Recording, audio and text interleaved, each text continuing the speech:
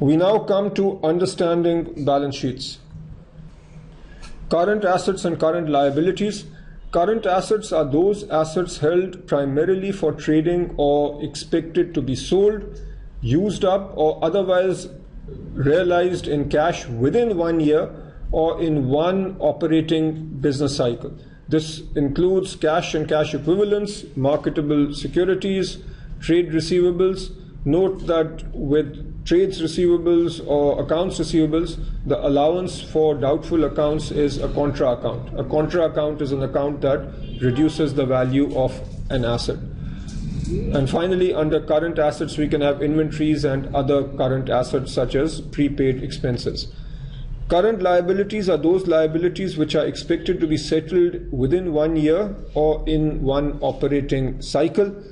Here we can have accounts payable or trade payables, notes payable, income taxes payable, accrued expenses, and deferred income, also called unearned revenue. Financial assets. IFRS define a financial instrument as a contract that gives rise to a financial asset of one company and a financial liability or equity instrument of another entity. This is a fancy way of saying that if you are the reporting company and you buy the bond issued by another company or you buy shares issued by another company, then that investment is referred to as a financial asset. So how do you account for that? Say you buy the bond of another company. The bond would be categorized as held for trading or AFS or held to maturity. If you plan to hold the bond till maturity, then you would classify it as held to maturity. If you plan to hold the bond until interest rates go down so you can sell it, in other words, you have a trading intent, then you categorize it as held for trading. And if you are not sure, you are somewhere in between, then you classify it as AFS. That is a high-level explanation, but all that you really need at this stage. The accounting treatment is different based on how you categorize the security. If the security is held for trading, then you measure at fair value. Essentially, what you do is a mark to market. So at the end of every day, whatever the market price is, that is the price that you report at. Any unrealized gains or losses are shown on the income statement. If the item is categorized as AFS, then it is measured at fair value, which means on the balance sheet, again, you show it at current market price. But unrealized gains or losses are shown in other comprehensive income. So notice that the unrealized gains or losses do not flow through the income statement. And we saw this earlier in the reading on the income statement. Held to maturity, measured at cost or amortized cost, and unrealized gains are not recorded anywhere. Since you intend to hold it to maturity, the unrealized gains or losses do not matter.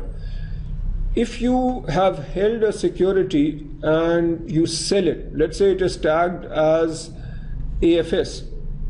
Once you sell it, then the gain or loss is realized, and then obviously the realized gain or loss needs to show up on the income statement. Property, plant and equipment, investment property, tangible assets. So we are now moving down the balance sheet. Property, plant and equipment is tangible and it's expected to provide economic benefit over more than one fiscal period. IFRS allows you to report property, plant and equipment using the cost model or revaluation model.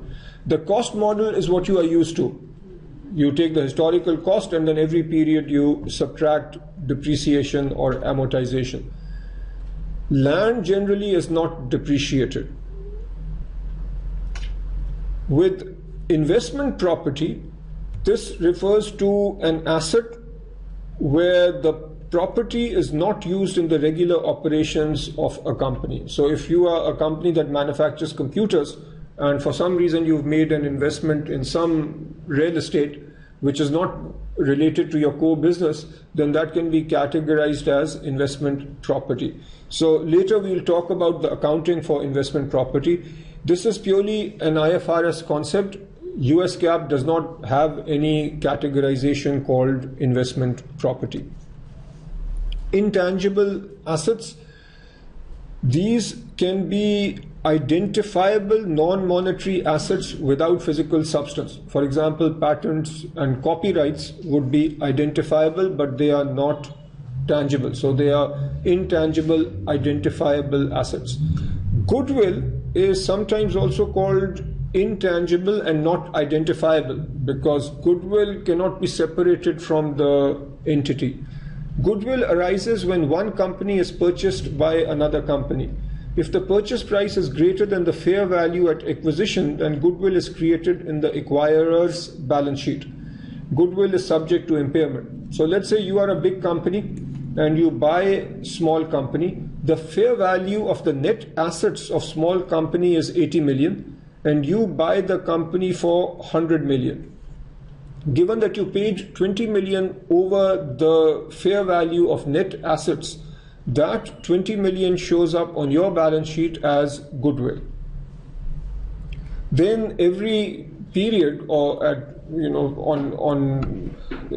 either quarterly or annually, you need to check for impairment. That 20 million goodwill that you have on your balance sheet, you need to determine whether it still makes sense to keep that goodwill.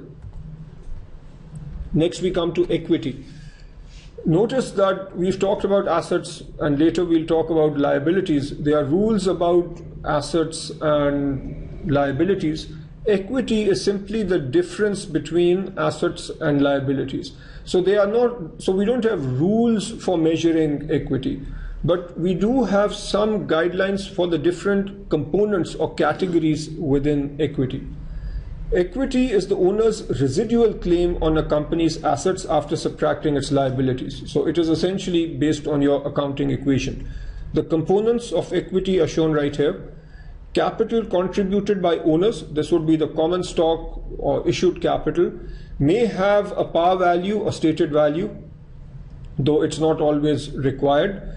A company needs to disclose the number of shares authorized, issued, and outstanding. Authorized means how many shares a company is willing to ultimately issue. So that's the number of shares authorized. This might be, say, 100 million. Of the 100 million, the company might actually issue 30 million. And then let's say that the company issues 30 million, but then buys back 5 million shares. If it does that, then the number of shares outstanding is 25 million. Treasury shares are the shares that a company buys back. In my scenario here, treasury shares are 5 million. That's the number of shares that have been bought back. You will hear the term treasury stock operation. That's an operation where shares are bought back.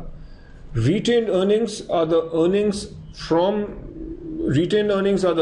that are reinvested back into the business. Accumulated other comprehensive income simply is the accumulated OCI. So earlier we talked about OCI for a given period. If in the first period OCI is 10, then in the next period OCI is 5. So the accumulated OCI at the end of period 2 is 15. Minority controlling interest, also called minority interest, is the share of some minority shareholder, and it is shown in the equity segment of the balance sheet. Preferred shares or preference shares are classified as equity or financial liabilities depending on the characteristics. Generally, it is said that you have equity at one end and debt or liabilities at the other. Preferred shares are somewhere in the middle, and depending on the characteristics, they might be closer to equity or closer to debt. Statement of changes in equity. The statement of changes in equity presents information about the increases or decreases in a company's equity over a period. IFRS require the following information in the statement of changes in equity.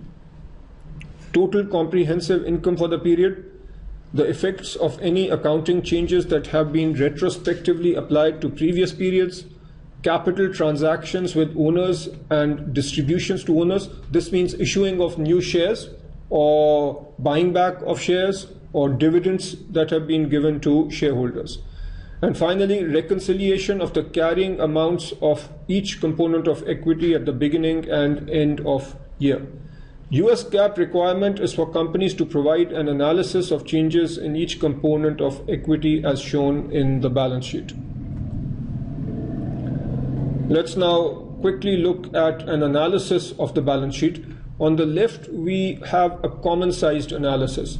When we talk about a common-sized balance sheet, we are saying that every balance sheet item is shown as a percentage of total assets.